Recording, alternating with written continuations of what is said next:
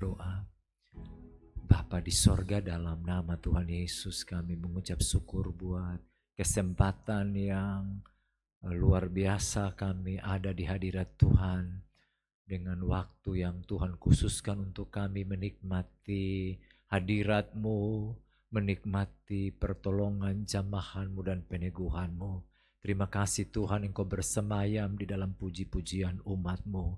Dan untuk kesekian kalinya lagi sekarang Bapa, kami mau mendengarkan suara firman Tuhan yang akan menolong kami, menasihati kami, meneguhkan percaya kami untuk terus berharap dan bergantung kepada Tuhan. Karena hidup ini hidup karena percaya, bukan karena melihat. Oleh karena itu Tuhan, penuhi kami dengan Roh Kudus, urapi kami dengan Roh Kudus, sehingga waktu kami penuh dengan Roh Kudus, kami bisa menangkap sesuatu yang nilainya kekal dalam hidup kami, dan kami terus maju di dalam Tuhan walaupun ada sejumlah persoalan, tantangan dan kesulitan yang kami hadapi. Bicara buat kami Tuhan, dan biar Roh-Mu terus mengalir dalam hidup kami. Hamba-Mu yang atas nama-Mu Tuhan diizinkan untuk sore ini menyampaikan suara-Mu, menyeberangkan firman-Mu Tuhan. Pakai dia hanya untuk hormat kemuliaan Tuhan semata-mata, dan kami semua diberkati. Tutup bungkus kami Tuhan tempat ini dalam kemuliaan Allah. Dalam nama Yesus Kristus Tuhan, kami siap dengar firman-Mu. Haleluya, haleluya, amin. Baik, puji Tuhan.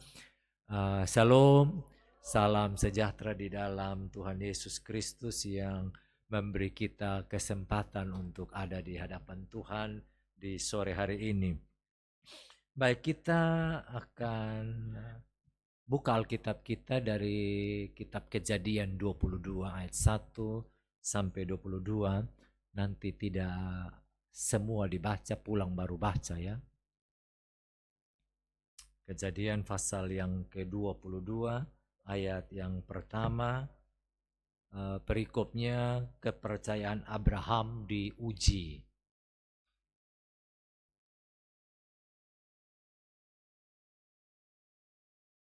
Saya baca, setelah semuanya itu Allah mencoba Abraham, ia berfirman kepadanya, Abraham, lalu sahutnya, ya Tuhan. Firman-Nya, ambillah anakmu yang tunggal itu yang engkau kasihi, yakni Ishak. Pergilah ke tanah Moria dan persembahkanlah dia di sana sebagai korban bakaran pada salah satu gunung yang akan kukatakan kepadamu. Keesokan harinya pagi-pagi bangunlah Abraham, ia memasang pelana keledainya dan memanggil 2 orang bujangnya beserta Ishak anaknya. Ia membelah juga kayu untuk korban bakaran itu, lalu berangkatlah ia dan pergi ke tempat yang dikatakan Allah kepadanya. Ketika pada hari ketiga Abraham melayangkan pandangnya, kelihatanlah kepadanya tempat itu dari jauh. Kata Abraham kepada kedua bujang itu, tinggallah kamu di sini dengan keledai ini, aku beserta anak ini akan pergi ke sana, kami akan sembahyang. Sesudah itu kami kembali kepadamu. Dan seterusnya ya, nanti saya akan ambil ayatnya. Pulang baru baca lengkapnya ayat 1 sampai 22. Ini cerita semua kita sudah tahu, tapi untuk menghemat waktu saya coba membaca ayat-ayat ini. Memang sejak dari hari Rabu, Kamis, Jumat dan hari ini saya memang sedikit sibuk. Waktu itu saya tidak tahu Kak Ina hari Kamis kah? Kamis minta saya sudah lupa. Jadi saya pikir ada kayak longgar-longgar, tapi ternyata banyak sibuknya.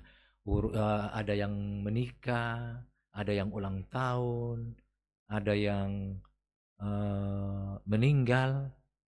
Jadi sepupu saya menampung 2 orang perempuan. Jadi hari Rabu sore yang nona satu itu papanya meninggal. Lalu Kamis pagi waktu yang nona ini mau diterbangkan, sudah mau ke bandara. Bayangkan Kak Ina yang nona satu itu mau diterbangkan pakai Lion ke turun di Sumba Timur. Waktu mau berangkat ke bandara tiba-tiba telepon berdering. Jadi ini sepupu kandung saya, dia tampung 2 anak perempuan yang sedang kuliah. Jadi ternyata waktu terima mau antar anak ini, nah tiba-tiba bilang mama kandung, jadi tadi papa kandung. Lalu sekarang yang anak yang satu lagi ini mama kandung dari anak yang satu yang tinggal, meninggal. Nah itu dong rumah berdekatan, jadi akhirnya kemarin anak anak yang satu sudah terbang pakai wings, yang anak yang kemarin yang satu bersama dengan istri dari sepupu ini terbang pakai NAM langsung ke Sumba Barat Daya. Jadi 2 orang di dalam, satu papanya meninggal, satu mamanya meninggal. Lalu ya pokoknya sibuk-sibuk lah, kalau orang Sumba meninggal maka Ines pasti sudah tahu. Lalu tadi pagi tiba-tiba ketua kaum bapak kami, mungkin Kak Ina tahu Pak Erwan Fanggidai, dia penasihat hukum, dia pensiunan dari Kesbangpol Kota, kepala Kesbangpol. Jadi meninggal tadi pagi. Jadi mungkin minta maaf nanti Kak Ina, lepas khotbah ini saya langsung balik ya Pak Bayu, karena kami harus ke sana. Dia ketuanya, saya seksi pelayanan, jadi minta orang khotbah beta, jadi dia ketuanya tapi saya yang atur pelayanan, jadi kami harus segera ke sana. Mungkin jam 7 setengah 8 mulai, jadi lepas khotbah ini saya minta izin tidak sampai selesai, mohon dimaafkan. Baik, jadi memang situasi hidup begitu, ada yang lahir, ada yang mati, ada yang hidup kita seperti itu.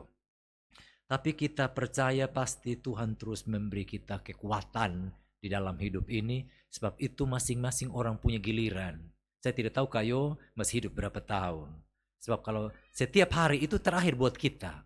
Ada amin ya. Setiap hari itu hari, jadi harus kita berkonsep hari terakhir. Tapi kalau besok Tuhan masih kasih kita napas hidup itu, artinya Tuhan masih mau kita melakukan sesuatu. Jadi bukan lakukan sesuatu yang tidak baik.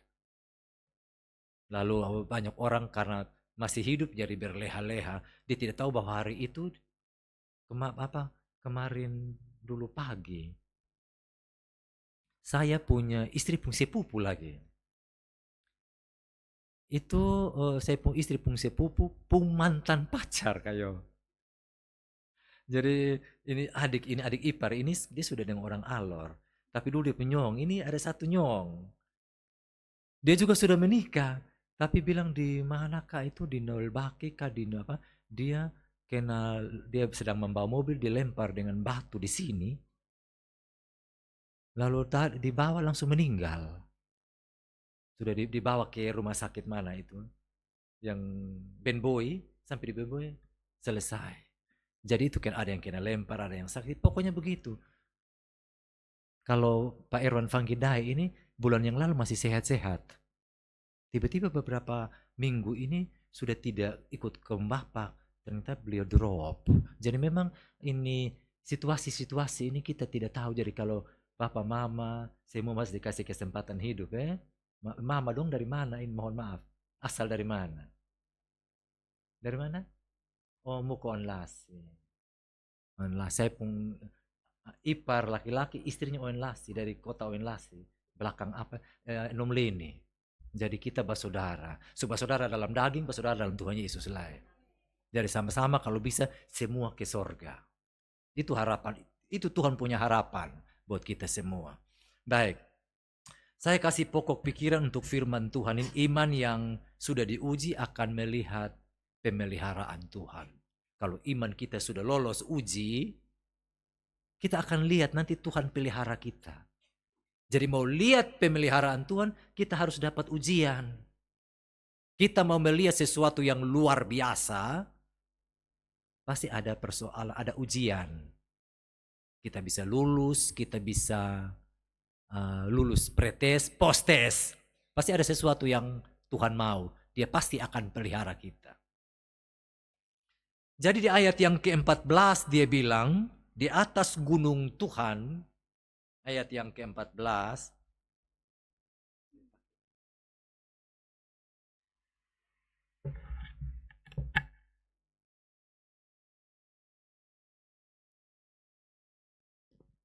Ya, baik, di ayat yang ke-14 dan saya baca dari ayat yang ke-13. Lalu Abraham menoleh dan melihat seekor domba jantan di belakangnya yang tanduknya bersangkut dalam belukar. Abraham mengambil domba itu lalu mengorbankannya sebagai korban bakaran pengganti anaknya. Ayat berikutnya, dan Abraham menamai tempat itu Tuhan menyediakan. Sebab itu sampai sekarang dikatakan orang, di atas gunung Tuhan akan disediakan. Ini memang cerita dan banyak kali sudah dihotbahkan. Tapi tadi saya coba ambil pokok pikiran tema itu. Kita lihat pemeliharaan Tuhan waktu iman kita sudah lolos uji. Kita diuji, kita lolos dari ujian itu, kita akan melihat Tuhan akan terus pelihara kita. Jadi ujian iman itu bukan membuat kita runtuh, membuat kita tidak lihat hal-hal yang baik. Justru ujian, waktu kita lulus dari ujian itu, saya punya anak baru tamat SD. Dia pun tinggi, sudah lebih tinggi dari mama. Mungkin karena tulang sumba orang bilang begitu. Itu anak kelas 6 sampai dokter vaskes pertama saja sampai bingung ini anak pembesar seperti apa. Nah anak-anak sekarang itu telur, mau makan daging, itu pemicu sebetulnya. Nah kita yang dari gunung ini, coba lihat Yosua itu, tingginya minta ampun. Nah kita dulu yang dari kampung ini, SD SMA juga masih sameko 1 meter kotor. Iya Ibu Yo ya. Baik. Di atas gunung Tuhan akan disediakan. Nah Kejadian 22 ini salah satu bagian Alkitab yang luar biasa yang agung. Yang maknanya begitu dalam. Banyak pendapat-pendapat teolog bilang puncak kehidupan ini puncak kehidupan iman Abraham sekaligus tipe atau bayangan tentang Kristus yang akan datang. Ini tipe bayangan tentang pengorbanan Kristus. Jadi bayangan. Makanya beberapa banyak teolog bilang ini bukan saja sebuah cerita, bukan saja cerita yang terjadi, tapi ini sebetulnya sebuah gambaran, sebuah bayangan tentang pengorbanan Kristus buat manusia. Ada orang bilang iman yang tidak pernah diuji adalah iman yang belum bisa dibuktikan.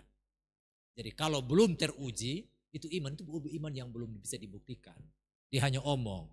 Tapi kalau iman itu teruji, dia punya pengalaman, itu iman yang betul. Sebab kalau dibilang iman saja tanpa diuji, tidak pernah diuji, itu iman belum pernah terbukti. Semua orang kepingin berkat Abraham. Sampai ada orang berdoa berkat Abraham, Ishak dan Israel. Biji mata Tuhan. Semua orang kepingin jadi sahabatnya Tuhan Allah. Semua orang kepingin mengalami mujizat. Tapi belum tentu semua orang suka yang namanya ada proses ujian. Sakit sedikit mengomel. Padahal waktu dalam keadaan sakit atau dalam keadaan pergumulan atau dalam Tuhan izinkan ada kesulitan, itu waktu-waktu terbaik untuk bergantung kepada Tuhan dan lihat mujizat. Lalu nanti terpujilah Allahnya Sadrak, Mesak dan Abednego. Sampai semua orang tadi yang tidak mengagumi Allahnya Sadrak, Mesak, Abednego dengan melewati ujian yang dialami oleh Sadrak, Mesak, Abednego, semua orang terkagum yang menonton. Ada amin. Jadi kalau kita diizinkan persoalan terjadi, sebetulnya Tuhan sedang mau melihat, mau membuktikan bahwa Dia sedang pelihara kita. Kejadian 22 ini bukan lagi bicara tentang menunggu janji Tuhan atau mendapat janji Tuhan, tapi menyerahkan janji Tuhan. Saya ulang ya, ini Kejadian 22 ini bukan menunggu janji Tuhan, bukan bicara tentang tunggu janji Tuhan, beta tunggu Tuhan.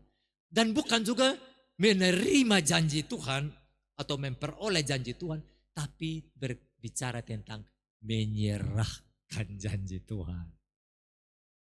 Contoh Tuhan janji, saya ini kasih 10 miliar. Ini contoh.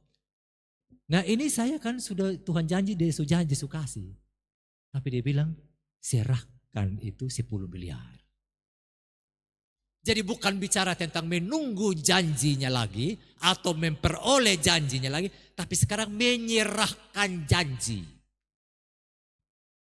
Memang menunggu itu membosankan. Menerima itu menyenangkan ya kayak. Menerima itu menyenangkan. Nah sekarang ini yang bikin pusing ini menyerahkan. Tadi butuh sabar untuk terima itu janji. Lalu waktu terima itu janji, sudah terima, senang minta ampun. Nah sekarang menyerahkan itu janji. Selama puluhan tahun Abraham kepingin punya anak ya. Sampai dia sudah 100 tahun. Lalu Sarah istrinya 90 tahun. Kalau dia muku, kalau ibu zaman sekarang itu, dia pun urat dong putus semua.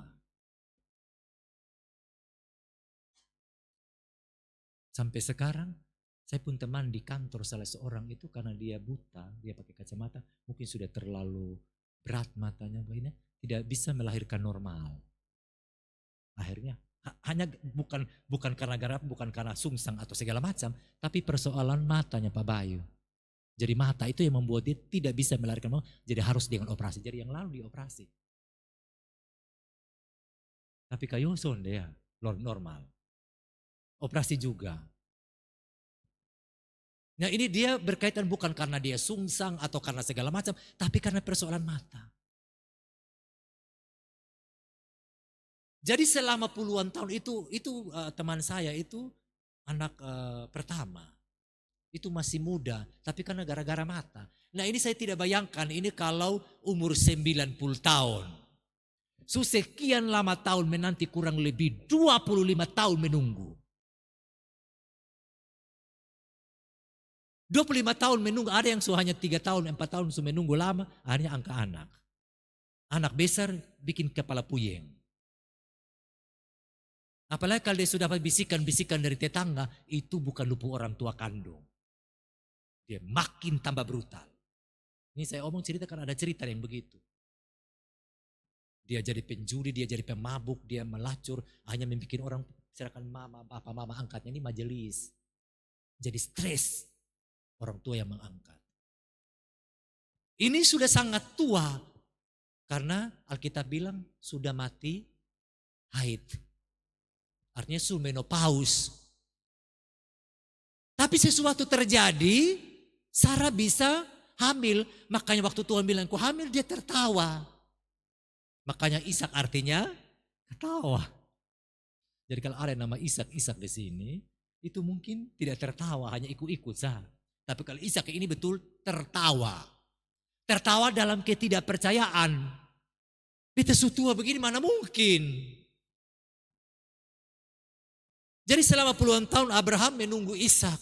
Nah sekarang Tuhan justru bilang, persembahkanlah anakmu. Ayat yang kedua. Dan firman-Nya, ambillah anakmu yang tunggal itu, yang engkau kasih, yakni Ishak, pergilah ke tanah Moria dan persembahkanlah dia. Di sana persembahkan sebagai korban bakaran, bukan sebagai worship leader di gunung kok dia pimpin KKR. Tapi bunuh dia di sana, jadikan korban di atas mezbah seperti kambing domba. Diletakkan di atas korban, di atas mezbah. Pada salah satu gunung yang akan kukatakan kepadamu. Nah bayangkan menunggu 25 tahun anak ini. Lalu sekarang disuruh satu-satunya anakmu yang tunggal itu. Secara manusia perintah ini sulit dimengerti. Tapi justru disinilah kualitas iman kita diuji. Ada amin. Ini kualitas iman diuji. Ini perintah yang paling sulit. Perintah lain mungkin masih bisa. Tapi perintah bunuh anak pakai tangan sendiri. Kalau dia perintah bunuh orang tua anak. Seperti film-film itu. Bunuh itu ya. Film-film Cina. Kalau sudah nonton film Cina. Dibunuh pakai apa? Sewa orang untuk bunuh orang. Tapi sekarang lalu yang suruh ini pribadi yang dari atas, yang dari surga yang suruh bunuh anak kandung dengan tangan sendiri. Mama berani kan bunuh anak kandung sendiri? Kalau itu perintah Tuhan mungkin ya, tapi Pak Mama pasti masih pikir-pikir. Pasti sedikit komplain. Karena persoalan Sodom saja, Abraham masih bisa negosiasi dengan Tuhan. Jadi bayangkan tidak ada negosiasi, tidak menyampaikan pendapat, tidak menyampaikan alasan. Aduh Tuhan nanti orang bilang apa? Nanti orang dunia bilang apa? Kan harusnya Abraham bilang begini. Nanti orang dunia bilang apa? Waktu engkau berjanji, engkau akan menjadi bangsa yang besar namamu masyhur. Waktu orang ngomong itu semua orang dengar. Nah sekarang ini bagaimana Tuhan, waktu Tuhan berjanji engkau akan menjadi engkau akan diberkati dan menjadi berkat. Sekarang Tuhan bilang ambil, serahkan, bicarakan. Nah kalau bicarakan berarti sudah selesai. Nanti kapan lagi Sarah hamil lagi?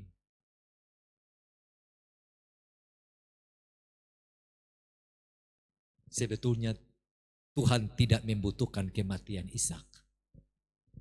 Tapi Tuhan sedang mau menyatakan supaya ego dari Abraham yang mati. Sebetulnya Tuhan tidak menginginkan kematian Ishak. Tapi sebetulnya Tuhan mau kasih mati daging ego dari Abraham, tunduk atau tidak. Kadang yang Tuhan mau salibkan bukan harta kita. Tapi yang Tuhan mau salibkan keterikatan kita kepada harta kita. Jadi Tuhan bukan mau salibkan itu harta.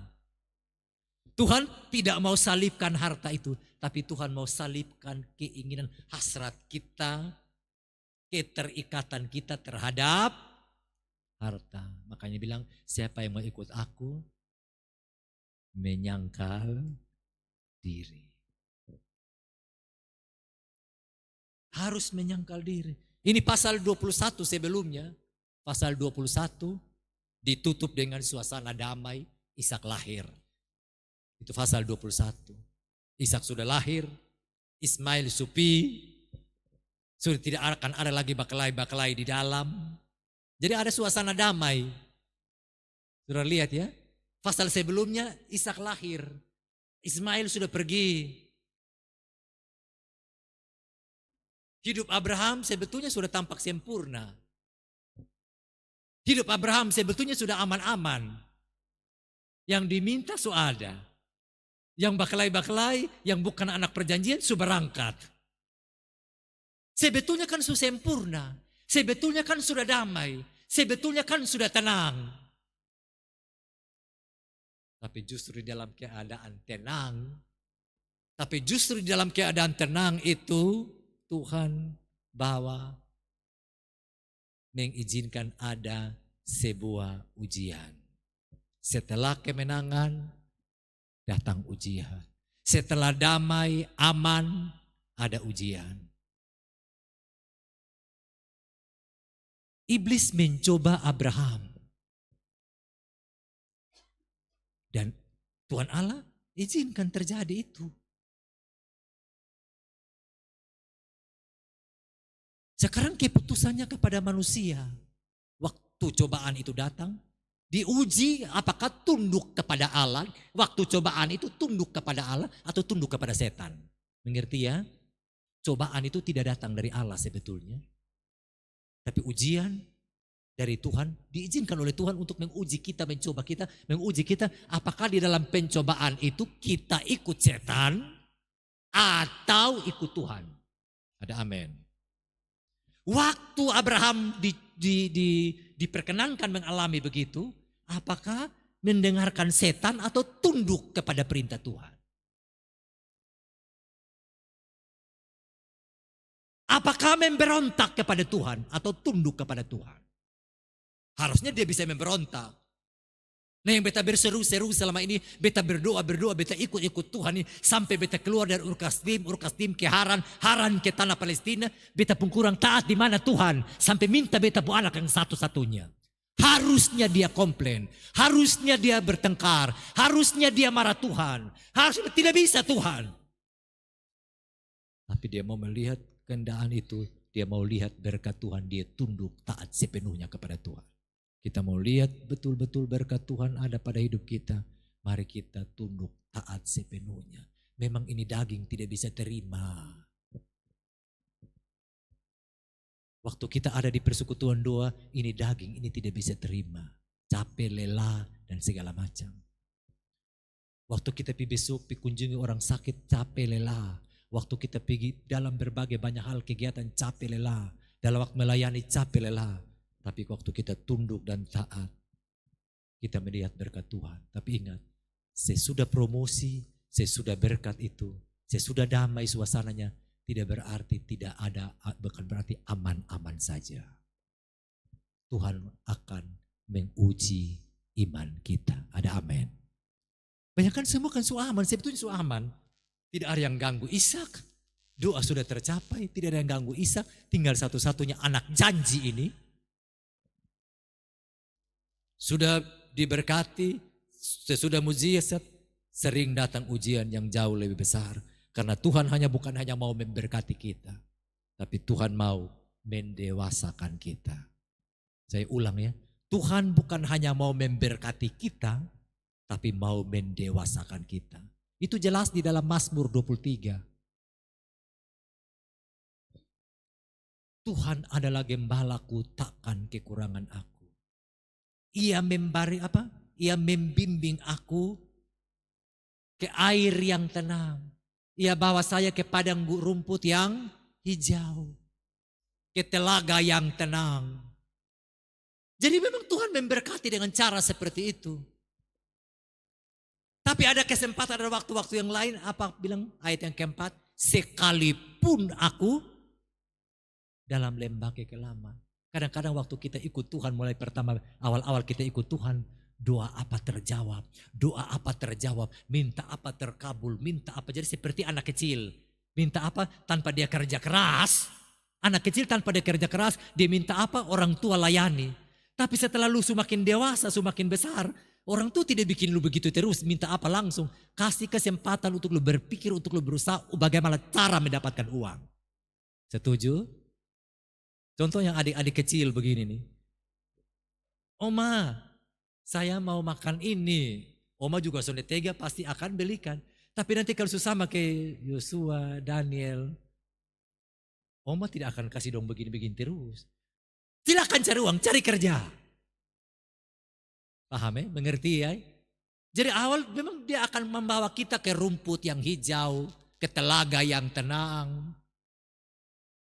Dia akan bawa kita menikmati padang yang berumput hijau. Tapi ada kesempatan yang lain untuk mendewasakan kita. Dia bawa kita kepada apa? Sekalipun aku dalam lembah kekelaman.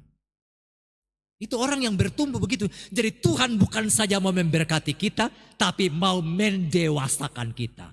Tapi waktu ada dalam, sekalipun kita ada dalam keadaan seperti itu, dadamu dan tongkatmu yang menghibur aku. Saya coba-coba baca-baca, ternyata gada itu bukan untuk pukul-pukul domba sebetulnya. Penjelasannya begitu. Jadi gada itu untuk pukul-pukul menghalau musuh.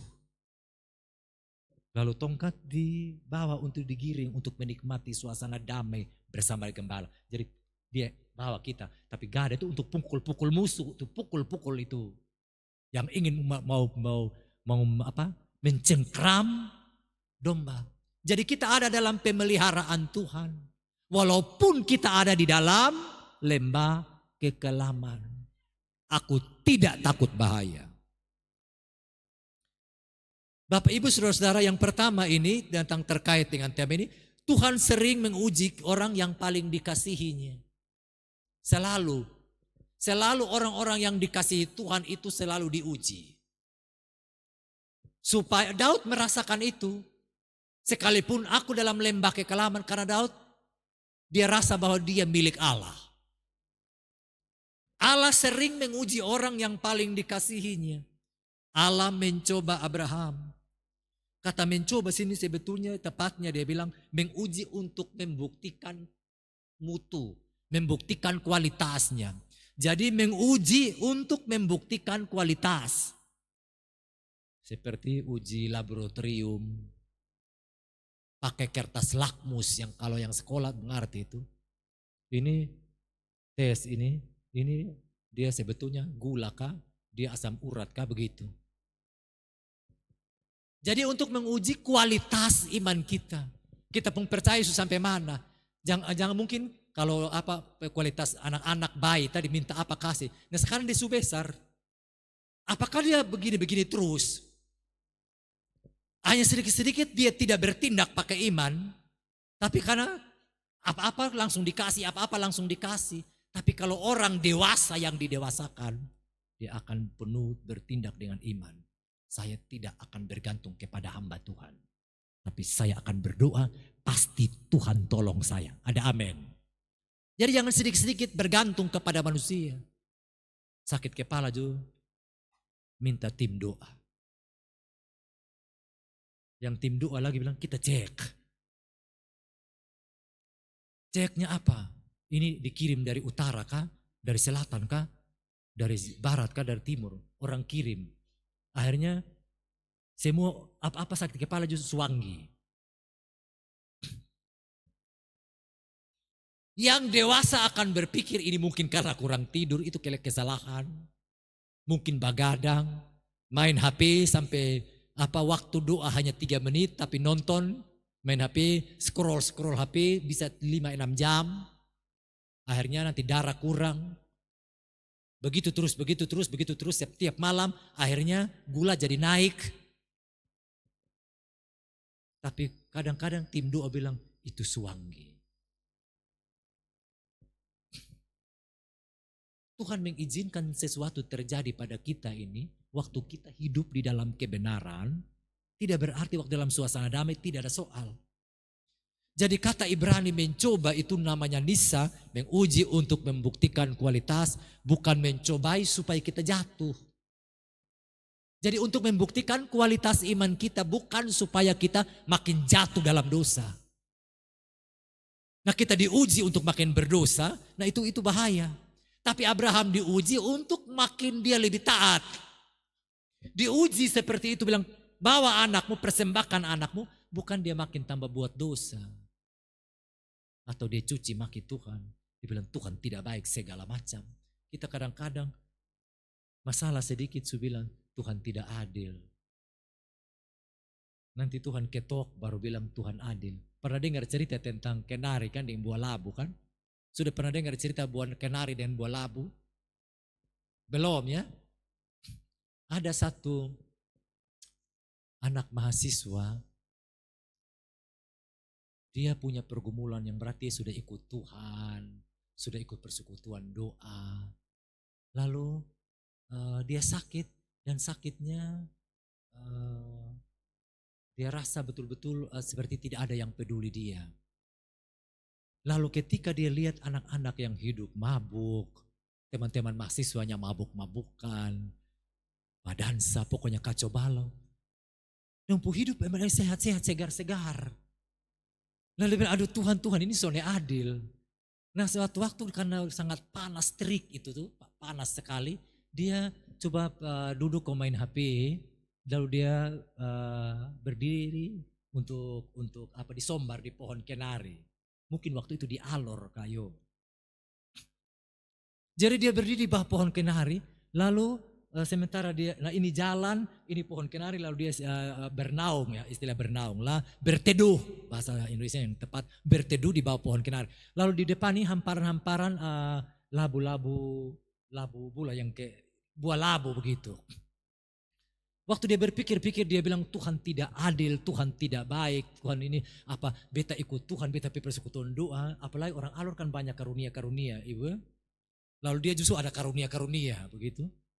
Jadi orang alur tuh banyak karunia. Lalu jadi dia bilang, kok Tuhan soalnya adil.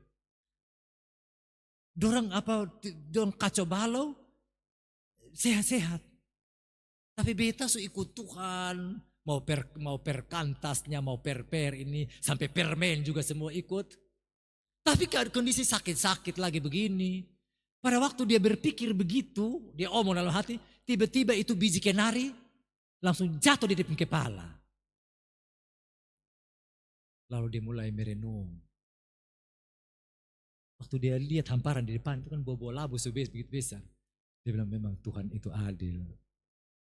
Luar biasa, saya tidak bayangkan tadi kalau buah labu yang jatuh. Untung buah kenari. Bayangkan dia bilang begini, seandainya dia selain dia pikir tentang tidak adil itu juga, dia berpikir juga tentang ketidakadilan ini. Dua tanaman, buah besar tapi di tanah rambas. Nah ini buah apalah, kenari, pohon tinggi tapi buah kecil. Tapi waktu dia berpikir dua-dua tidak adil, waktu dia berpikir Tuhan tidak adil, yang kenari pohonnya besar, buahnya kecil, satu labu di tanah buahnya besar. Dia bilang satu tentang dia pun diri, menyesal tentang dia pun sakit. Lalu dia bilang tidak adil juga dengan tanaman ini. Tapi waktu dia berpikir begitu, jatuh itu buah. Semua ada yang pernah lihat buah kenari? Semua sudah lihat ya. Biasa bulan Natal itu ada kayu untuk orang-orang mau bikin kue. Lalu waktu dia berpikir, aduh Tuhan ampuni beta. Baru dia tahu memang Tuhan itu adil. Kadang-kadang waktu ada aman-aman kita bilang Tuhan adil. Waktu tidak aman-aman kita bilang Tuhan tidak adil. Jadi kekasih Tuhan, mau dalam kondisi aman atau tidak aman, Tuhan kita tetap adil. Tuhan kita tetap baik. Bani Asap kan pernah begitu menyesal. Mereka gemuk segar-segar. Saya ini tinggal kami ini tinggal ikut Tuhan tapi kulit pembungkus tulang. Yang tidak ikut Tuhan begini-begini. Tapi waktu dia berpikir begitu, Tuhan bilang itu nanti mereka akan dipersiapkan untuk dipunahkan untuk selama-lamanya. Allah sering menguji orang yang paling dikasihinya supaya kita bertumbuh. Sedangkan iblis coba supaya kita hancur. Iblis mencobai kita supaya kita hancur. Tapi Yesus Tuhan menguji kita supaya kita bertumbuh dewasa. Kenapa Ishak? Kenapa Ishak yang harus dikorbankan? Karena Ishak adalah anak tunggal perjanjian. Ishak anak yang dikasihi. Ishak anak mujizat. Ishak masa depan Abraham. Ishak harap seluruh janji Allah. Tuhan selalu minta apa yang paling melekat di hati manusia. Anak tunggal perjanjian. Anak yang dikasihi. Anak tunggal. Anak yang dikasihi. Anak mujizat. Yang menjadi harapan dan masa depan Abraham. Harapan seluruh janji Allah. Bagi semua bagian orang, uang, jabatan, pelayanan, harta kekayaan, keluarga, bahkan diri sendiri. Itu yang menjadi kebanggaan. Kadang Tuhan bertanya apa yang lebih kita cintai daripada apa yang lebih kamu cintai lebih dari saya. Tuhan bisa tanya kita apa yang kamu paling cintai. Kadang kita nyanyi, aku mengasihi Engkau Yesus. Tapi kadang-kadang kita tidak bisa terlepas dengan yang paling kita sayang di dunia. Yesus juga berkata, barang siapa mengasihi ayah dan ibunya lebih daripada aku, dia tidak layak bagiku. Kadang-kadang kita mengasihi orang tua, keluarga lebih dari Tuhan. Sampai untuk Tuhan, waktu untuk Tuhan saja kita tidak ada. Tapi waktu buat pekerjaan kita, waktu buat usaha kita, waktu buat kerja kita lebih banyak daripada waktu kita sedikit dengan Tuhan. waktu untuk bersaat teduh, waktu untuk berkomunikasi, waktu untuk berbincang dengan Tuhan. Ini saya omong sungguh-sungguh kekasih Tuhan. Kadang-kadang buat kita juga yang sibuk. Sambil di depan laptop hati mulai harus berupaya untuk terangkat kepada Tuhan. Kadang-kadang ke kamar mandi ambil waktu sungguh-sungguh dengan Tuhan. Sambil di atas motor, di atas kendaraan ambil waktu dengan Tuhan. Karena waktu ini begitu berjalan cepat dan seluruh pekerjaan kita seperti semua mendorong kita untuk cepat melakukan segala sesuatu. Tapi kadang-kadang kita lupakan Tuhan. Pekerjaan menjadi sesuatu yang paling kita sayang. Keluarga menjadi sesuatu yang paling kita sayang. Kasih Tuhan harus menjadi kasih yang lebih tinggi. Ada amin. Kalau kita mengasihi Tuhan, pasti kita akan wujudkan dengan mengasihi sesama kita dan diri kita. Yang berikut iman sejati pasti akan tunduk walaupun kita tidak mengerti. Iman yang sejati ini akan tunduk walaupun tidak mengerti. Nah ini bayangkan dia bilang ambillah anakmu yang tunggal itu yang engkau kasih. Maksudnya ini sebetulnya maksudnya bikin bingung ini perintah.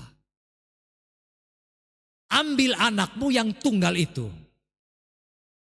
Yang engkau kasih yakni Ishak, pergilah ke tanah Moria dan persembahkanlah dia di sana sebagai korban. Ini perintah yang sebetulnya tidak dimengerti secara hati nurani. Kalau pakai otak, bawa dia, bunuh dia. Itu otak. Tapi secara hati nurani ini sebetulnya membingungkan dan kita tidak mengerti. Apa maksudnya ini sebetulnya? Perintah ini sebetulnya maksudnya apa? Halo?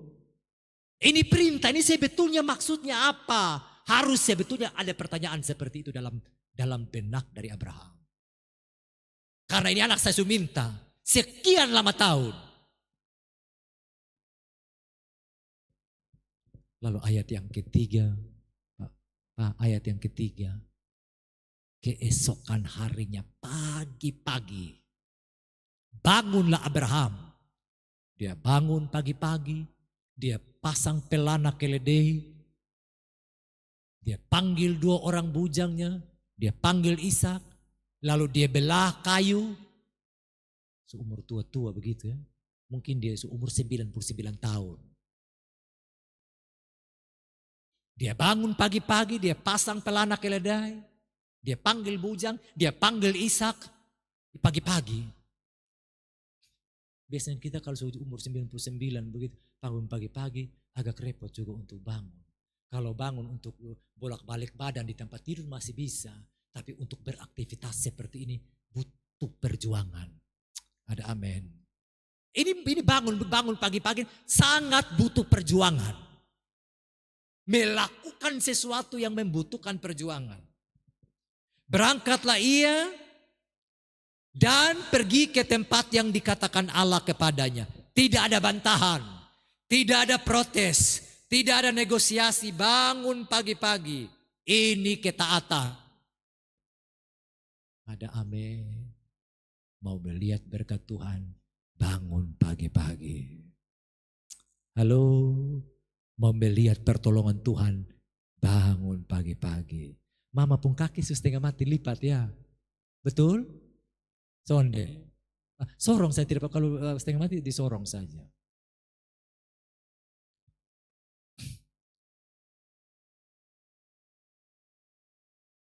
Tuhan tidak pernah memakai seseorang secara besar sebelum dia memulai dia proses orang itu.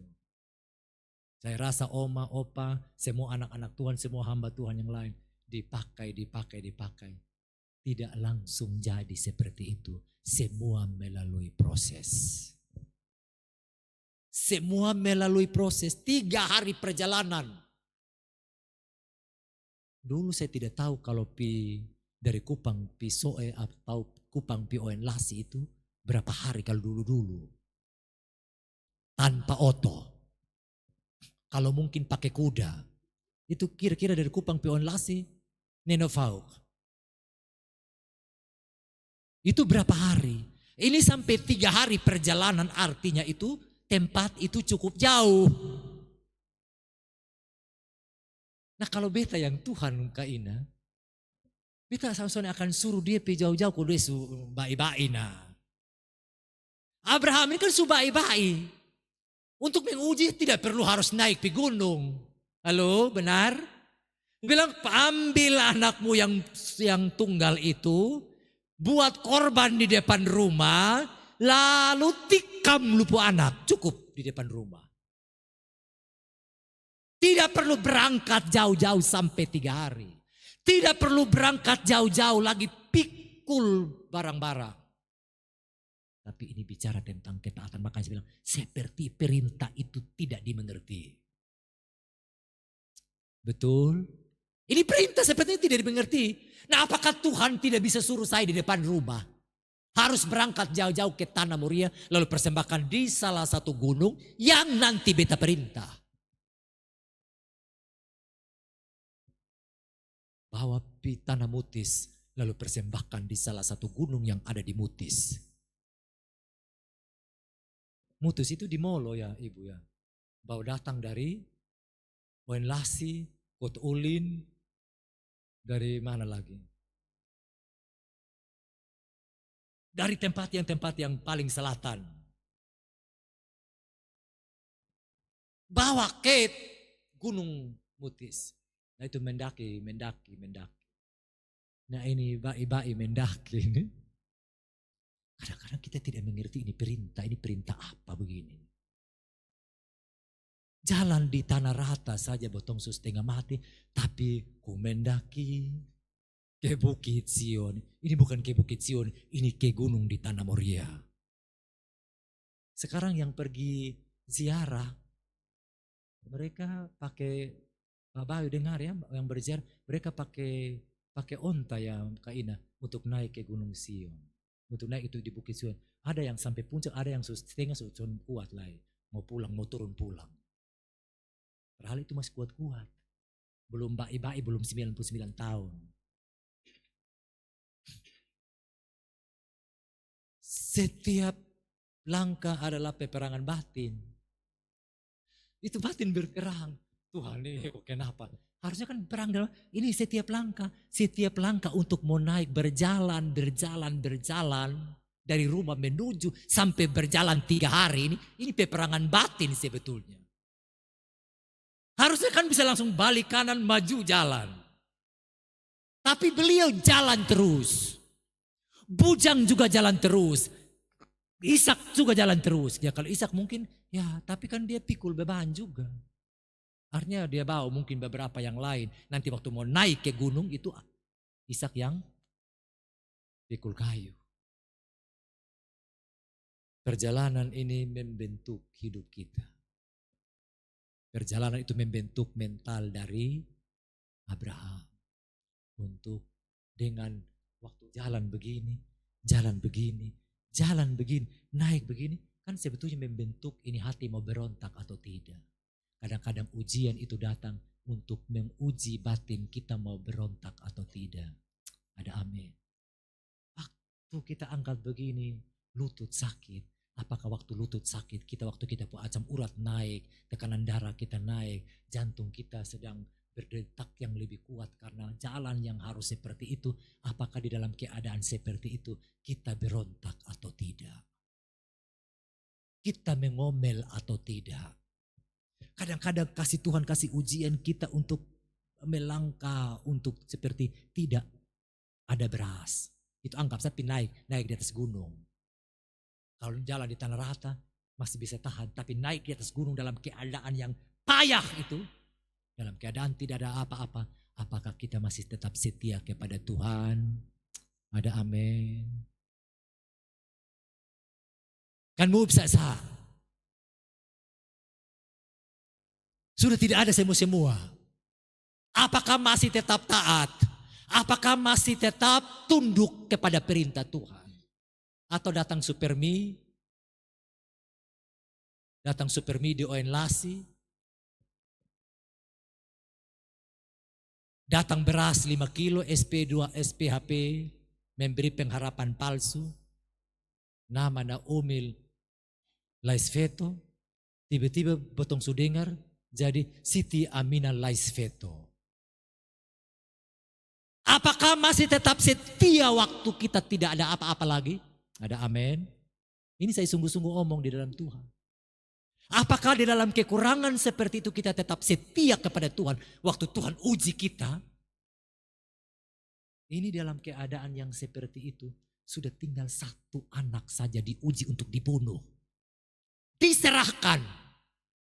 Kita ini Tuhan belum sampai minta kita po anak.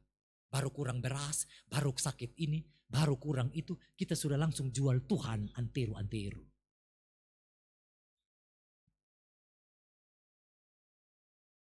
Waktu kita jual Tuhan antero-antero juga kita tidak mengerti apa-apa. Kita tidak paham. Kita anggap biasa-biasa semua agama sama. Lalu kita sangkal Tuhan kita. Tapi Abraham tidak menyangkal Tuhannya. Dia tetap taat. Tuhan bilang apa? Dia berangkat. Ini sebetulnya model begini kan sebetulnya dia harus tinggalkan Tuhan. Tuhan model apa? Beta minta selama 25 tahun. Saya pun istri 90 tahun. Beta 100 tahun dan sekarang dia minta kembali. Tuhan model apa? Dia suka kasih, dia minta kembali. Harusnya kan Abraham berontak seperti itu. Kita ini, Tuhan minta kita pun 2.000 rupiah saja. Mau kasih keluar 2.000 rupiah saja, setengah mati. Tapi kalau kasih keluar belis adat, untuk adat, apalagi di Sumba ya. Waktu dia sakit, orang dia cuma ada uang. Waktu dia orang tua kandung, dia saudara bilang sakit, itu tidak ada uang. Tapi waktu bilang dia mau mati atau bilang mau belis, ini hari juga cari di mana. Itu binatang 40 juta juga cari dapat. Nanti soal bahutang terserah. Yang penting sekarang kita pun apa? Destar naik dulu, tanduk ini berdiri ke sonde. Saya omongin kan saya orang Sumba, jadi saya tidak sedang menyinggung yang lain. Itu kenyataan yang terjadi. Kadang-kadang waktu kita diminta Tuhan, kita mempersembahkan sesuatu kepada Tuhan lagi. Apalagi zaman dulu. Kalau uang 1.000 ditukar beli hopis, lalu 100 dikirim, 100 rupiah kasih Tuhan. Di Oenlasi tidak begitu mama ya. Kalau di Sumba begitu. Dulu waktu saya anak-anak. Mari kita persembahkan sesuatu kepada Tuhan. Jadi kadang-kadang kita tidak mengerti. Penyembahan yang sejati selalu melibatkan pengorbanan. Jadi waktu kita menyembah Tuhan yang dengan sungguh-sungguh, melibatkan pengorbanan kita. Pengorbanan waktu 3 hari. Pengorbanan tenaga kita. Pengorbanan perasaan kita. Waktu dia pergi gunung begitu tuh. Pasti setan bicara dia sendiri. Pasti juga tetangga akan omong. Nah dia sumengong itu. Yang sampai itu Abraham gila. Dia sudah apa dia anak. Kasih dia sekarang dia mau bawa pergi gunung. Dan dia akan dicerca, akan diomongin oleh banyak orang. Jadi korban perasaan, korban waktu, korban tenaga, korban segala hal. Jadi mau iring Tuhan penyembahan yang sejati membutuhkan banyak pengorbanan. Saya ulang ya, penyembahan yang sejati membutuhkan sejumlah pengorbanan. Dia pasti ditertawakan banyak orang. Ngapain pergi ke gunung? Jauh-jauh pagi-pagi sampai bangun begitu. Kenapa? Tuhanmu tidak bisa perintah di dekat rumahmu saja. Korban waktu, korban tenaga, korban perasaan, korban hinaan. Tapi orang yang mau menyembah sungguh-sungguh, dia melakukan yang terbaik dengan penuh pengorbanan. Ada amin. Waktu kita datang begini kan pasti ada yang omong. Dong kayak son ada kerja, ini kau datang duduk di tikar bersekutuan. Karena apa? Karena tidak mengerti. Jadi maksud penyembahan itu waktu botong duduk di gereja. Halnya penyembahan itu di mana saja waktu kita ada, kita menyerahkan hidup kita sungguh-sungguh dengan penuh pengorbanan yang sungguh kepada Tuhan. Sering kita bilang Tuhan pakai aku, tetapi ketika Tuhan pakai, Tuhan pakai beta. Tapi setelah Tuhan pakai, semua mau aman-aman, tidak mau ada masalah. Waktu ada masalah langsung mundur. Tapi penyembahan yang sejati selalu melibatkan pengorbanan. Ada amin. Kita datang ini kita korban uang bemo. Kita datang ini korban waktu. Kita pun kerja kita kasih tinggal di rumah. Tapi itu penyembahan yang sejati. Waktu kita ada di hadirat Tuhan. Jerih lelah kita tidak sia-sia. Dengarkan baik-baik ya. Saya omong dengan sungguh-sungguh sebagai hamba Tuhan. Kehadiran kita di kaki Tuhan tidak sia-sia. Waktu kita respon sungguh-sungguh, menanggapi sungguh-sungguh firman Tuhan, kita akan lihat bagaimana Tuhan bekerja dalam hidup kita. Tapi kalau kita cuek, kita anggap biasa-biasa saja, kita meremehkan firman Tuhan, Alkitab berkata, siapa yang meremehkan firman, menanggung akibatnya. Amsal 13 ayat 13 mungkin kalau tidak salah. Mbak dengar baik, siapa remehkan firman. Jadi waktu kita orang khotbah, lalu kita remehkan, kita cemooh. Siapa meremehkan firman, lihatin ayat, ia akan menanggung akibatnya. Tapi siapa taat kepada perintah, kepada firman, kepada surat Tuhan yang disampaikan, akan menerima balasan. Jadi waktu kita ada di kaki Tuhan seperti ini, kita terima balasan waktu kita taat kepada Tuhan. Apa yang diterima oleh Abraham? Balasan yang diterima apa? Anaknya justru tidak mati, tapi Tuhan ganti domba. Domba tidak pernah dipiara di atas gunung. Saya ini penelitian tentang domba ekor tipis waktu saya di Fakultas Peternakan. Penelitian saya tentang domba ekor tipis. Domba itu tidak ada di atas gunung, di bawah gunung, di lembah. Tapi bagi Tuhan tidak ada yang mustahil. Bayangkan tiba-tiba itu domba ada di atas bukit. Harusnya kan domba-domba dibawa di kaki bukit. Nah tiba-tiba Tuhan bawa, lalu itu domba apa? Dia ada tersangkut dengan semak belukar. Nah salah satu poin ini sebetulnya gambaran tadi, bayangan tipe tentang Yesus Kristus Tuhan. Ishak itu gambaran dari Yesus. Ishak itu anak tunggal. Anak tunggal apa? Anak tunggal yang engkau kasihi. Alkitab berkata, karena begitu besar kasih Allah akan dunia ini, sehingga dia mengaruniakan anaknya yang tunggal. Ishak anak tunggal, dia yang dikasih tersangkut dengan belukar, tersangkut dengan mahkota duri. Ishak pikul kayu, itu gambaran-gambaran itu pikul salib.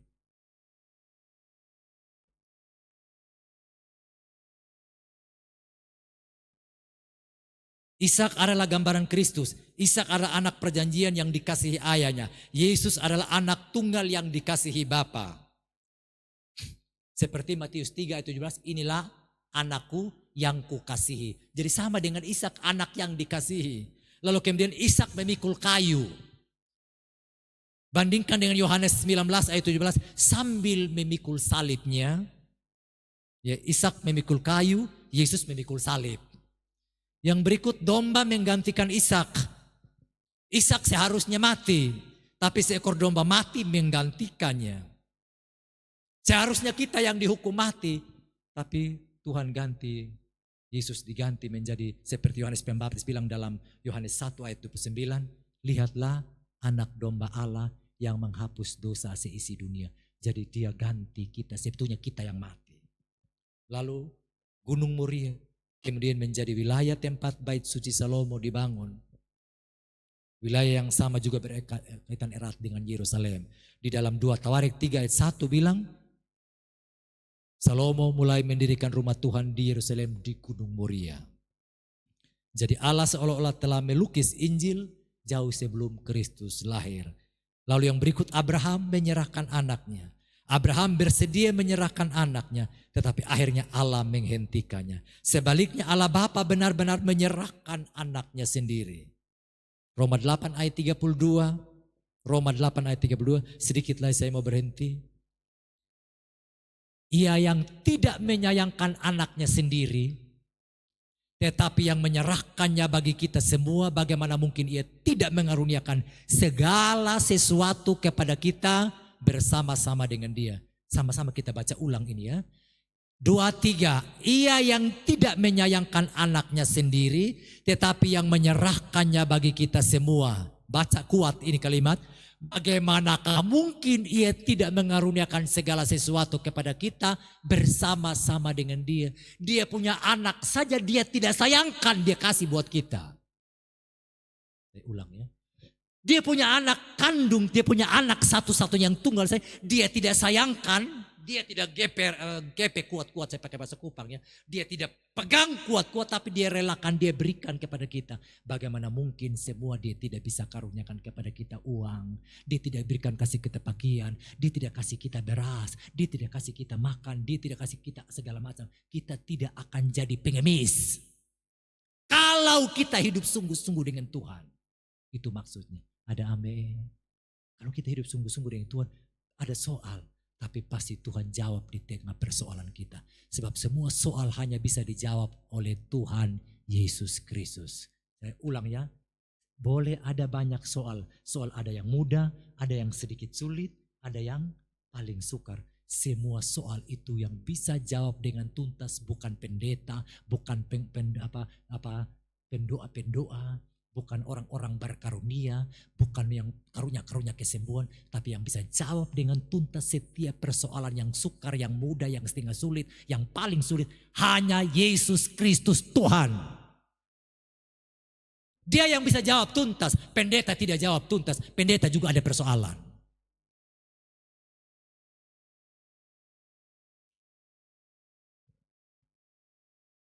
Jadi kekasih Tuhan, mari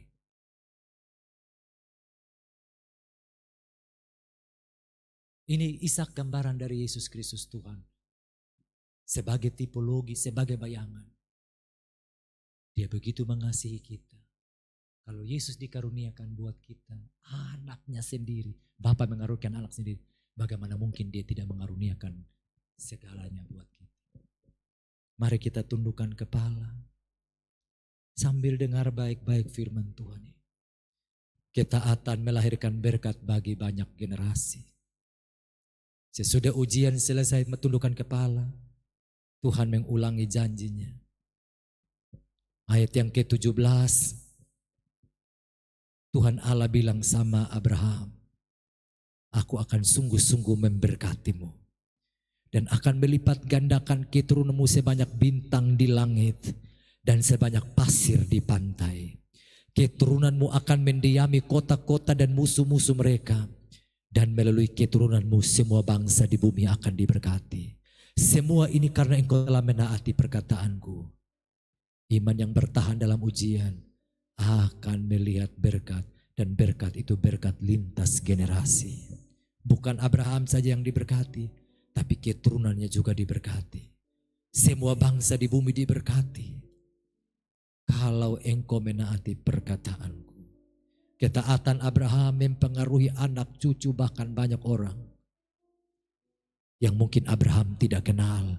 Abraham mungkin sudah mati. Tapi anak cucu dan semua generasi menikmati berkat dari ketaatan Abraham. Haleluya.